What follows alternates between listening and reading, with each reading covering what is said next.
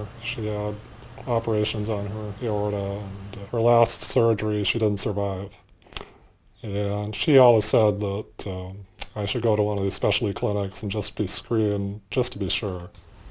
Okay. Marfan syndrome can also affect the eyes.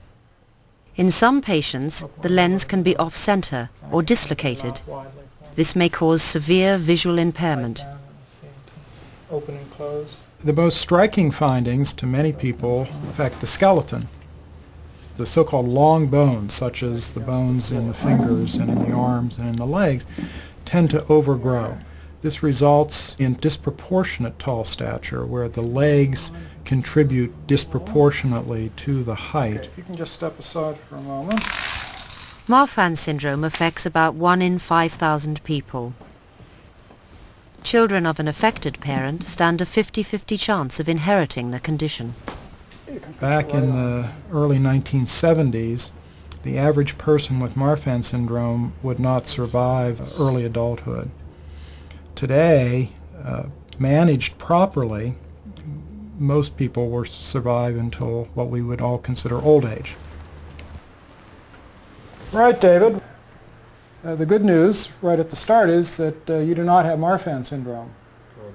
And that is an acronym that stands for mitral Although valve. Dave has some Marfan-like symptoms, he doesn't have the full range that would have led to a positive diagnosis. I want you to go away with the notion that this is good news. You can continue to be active. I don't think there's a need for you to take any other medication at this time to protect your heart or your blood vessels. Good. Thank you very much. Nice to meet you. I came trying to put to rest once and for all whether I really had Marfan syndrome. I do have some symptoms that affect other people that do have the full-blown Marfans, but I had good news that I don't have the valve problems that most of these people normally have. So that's great.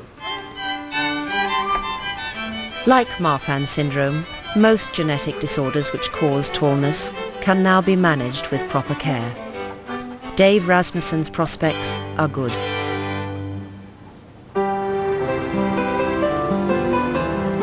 Pittsburgh, Pennsylvania. Tall Clubs International are holding their annual conference. The US and Canadian tall clubs have some 5,000 members. Men have to be over 6'2" and women over 5'10". You can usually tell people who haven't met the tall club because they slouch. They're trying to appear smaller, they wear darker clothes, they try to fade into the background. It's a feeling of insecurity, and so to feel good about yourself, to be reassured not only that you're normal but that you're special. This is a good thing. People need this. The Tall Club was founded in Los Angeles in 1938. It promotes awareness of tall issues and arranges social activities. Friendships formed on outings like these can become more permanent relationships. I've been to 3 marriages in the last year of Tall Club people. There are at least 5 more. I just heard about another one today. It's not a meat market. It is not a where you go to pick up a man or a woman. The wolves and sharks, etc., are sent elsewhere. We're not interested in that kind of thing. We're interested in making friends, doing things together, seeing the cities. But it happens as you're doing things like that, mutual interests, attractions do result, and it can be a lot of fun. For a lot of the people here, the opportunity to mix with people of a similar height and have eye-to-eye level conversation and, dare I say, to be able to dance cheek to cheek is very important. And especially so, in fact, I would say for our taller ladies, because sadly the most fragile thing in the known universe is, of course, the male ego, and a lot of chaps do have difficulty dealing with a woman who is significantly taller than they are.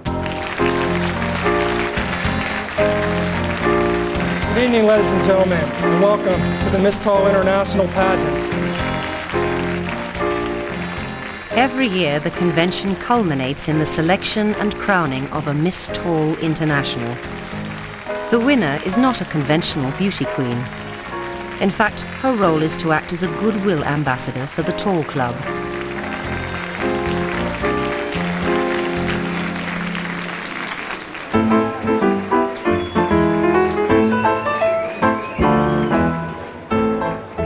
Each contestant has just 2 minutes to convey her personality and style. Amongst the wide variety of presentations, one common theme emerges.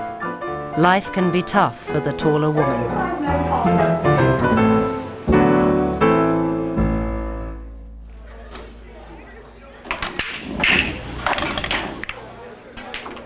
I think the norm is that the man is supposed to be taller than the woman. But with my being taller than most men, I don't know what really is the norm because I'm not the norm. Cincinnati, Ohio. Joyce Maddox is 27 years old and 6'8½". She's been dating her boyfriend Mark for 9 months. Although they met at work, their relationship developed at the Cincinnati Tall Club. To me, if the relationship clicks, the height shouldn't make a difference. Mark, he's 6'6", and I'm 1.5 inches, maybe 2 inches taller than he is, and it's not a problem. There's social expectations that the big burly man is the protector of the household type of thing. And so, what, you're not able to protect the woman you're with? Well, you're not worth anything, those type of expectations. On the other hand, it's been very nice to be able to date someone who, being taller, it's a reversal of roles. Those expectations aren't expected of me anymore, I can toss them out the window. Joyce has Marfan syndrome. Until the age of 15, she was severely visually impaired. Her sight was restored by surgery. Now she's using her experience to help others. I work with the visually impaired, teaching them cane skills so that they can become more independent and safer as they travel so that they fit into the community. Working with the blind and visually impaired is very nice because the blind can't see you in a sense. They can't see your physical appearance, but they can judge how tall you are by where your voice bounces off their body. Like Joe, he's very aware. He knew right off the bat that I was extremely tall. You're going to know this block really well. Joyce's tallness is also caused by Marfan syndrome. She is determined not to let the syndrome affect her life. I've had everything basically surgically corrected. My eyes have been fixed. I can drive a car. My scoliosis have been straightened. I have a rod in my back. My heart murmur I can't fix, but they said that if it gets any bigger than what it is, they can fix it. I just listen to myself, listen to what my body is telling me, and that's how I do it. At the age of 4, Joyce was playing in the garden with the boy next door. For the first time, she became conscious that she was somehow different. Roy was short for a kid our age. He was short and I was extremely tall. And so we were playing with the water hose and just splashing each other and stuff like that. And I just remember stopping and thinking, God, he's short. And then thinking to myself, well, Joyce, that's rude. And so I flip-flopped it. It's like, well, he's going to think, God, she's tall. I shouldn't hang out with her. So from then on, it was, everybody's the same height. Don't judge, don't judge, don't judge. But as she grew older, Joyce found that others were less mature. At the school dance, she was approached by a boy who wanted to make fun of her. He couldn't be more than 5 foot at the time. Really petite, short. And he was making bets with his friends, or they were all betting who would dance with Joyce, because she is so tall. And I overheard it, so when he came and asked me to dance, I said, on one condition. I said, you have to stand on a chair. And instead of the girl rotating, the man rotating around the girl, I have to rotate around you on the chair. And he was like, his friends were like, type of thing. So he was really good about it. He got up on the chair, he won his bet, and I got the satisfaction of a short person having to stand on the chair. Joyce started dating Mark Tudor after she invited him to a social evening organized by the Tall Club. Gave her a hug that first night or two, I think, and it was like the first upright hug beyond being a child and hugging my parents, to be able to hug someone as an adult. And I was like, I like that hug. I think I'm going to hug her more often. As a tall couple, Joyce and Mark turn heads whenever they go out in public. You're constantly made aware of that there's some kind of difference, and you sometimes get the impression, is there a bird's nest on my head or something? Why is everybody looking at me? Or, do I have toilet paper hanging out the back of my pants? I do notice people looking at Joyce more than me because I think it's more significant with her height than with mine. And typically, just locking a gaze on the person and say, I can stare too, that sort of gets the person to turn and continue on their way.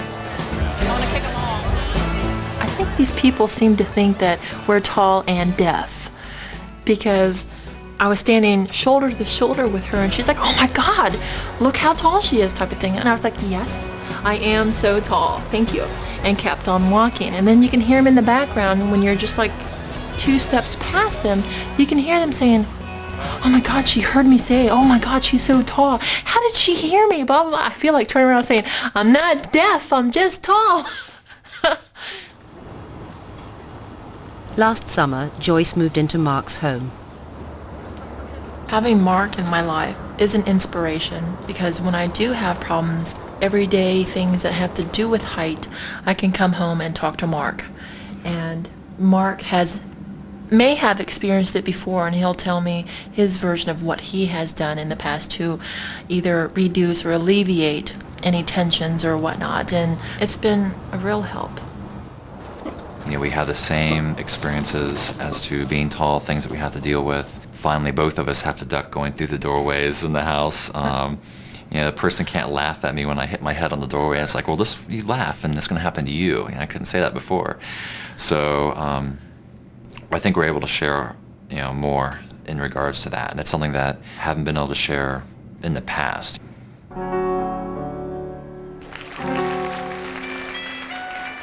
As the Tall Club International Convention draws to an end, it's time to select the winner of the pageant. Ladies and gentlemen, moving right along towards the climactic conclusion we have all been waiting for. Ladies and gentlemen, the new Miss Tall International, Janet Hughes!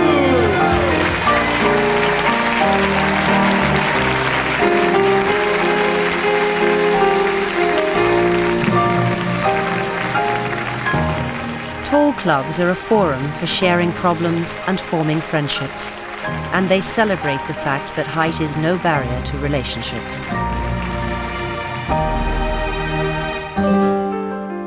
Stature increases at the greatest rate in the first 2 years of our lives. Children put on a growth spurt between 6 and 8 years old. Then, at puberty, their rate of growth accelerates before reaching their final height. When a child's height far outstrips its peers, it's a worrying time for the parents. London, England. Alex Heaton has just turned 8.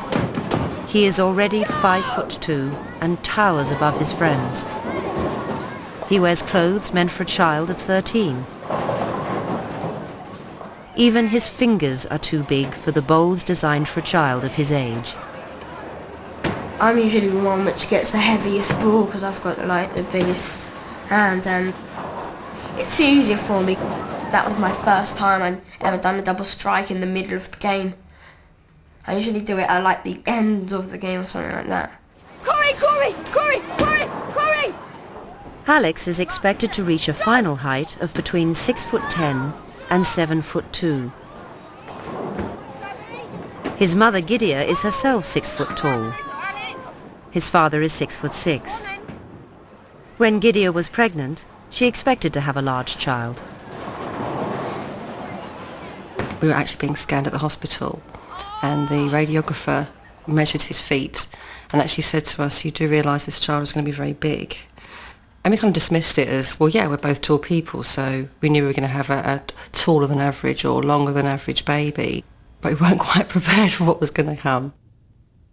Alex was 7 weeks premature, yet he was 2 foot long and weighed 7 pounds.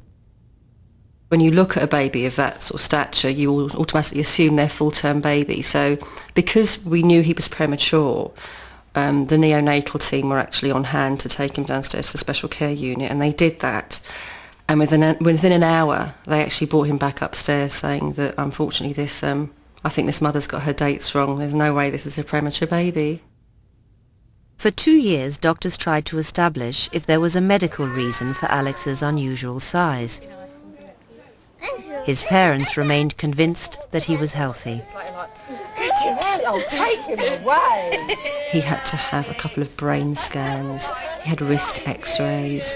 Every time a test result came back, it showed him to be totally normal, healthy child. Just happened to be taller than the average child. At his 4th birthday party, it became startlingly obvious just how tall Alex was compared to his friends. They were getting ready to sort of like do their choo-choo train out into the garden to have their tea party. And at the beginning of the line was Alex. And he was followed by 3 or 4 little boys who were within 2 weeks of his age. And at the back of the line was a friend of ours who was 8, and Alex was actually the same size as the 8-year-old. I'll put these away, and then you can do your Action Man stickers, can't you? Explosion. As Alex grew, Gidea's problems were often practical. Every parent will appreciate that children grow out of clothes after sort of 3 or 4 months. I mean, there have been times when I've had to change whole wardrobes with sort of 6 or 7 weeks, which is quite costly, as you can appreciate. Shoes in particular. There was one instance when Alex had a size 8.5 shoe, and he was actually properly fitted in a specialist shoe outfitted. And when we tried to put his feet in the shoes, they wouldn't go. He'd actually grown from an 8.5 to a 10 in 4 days. At school,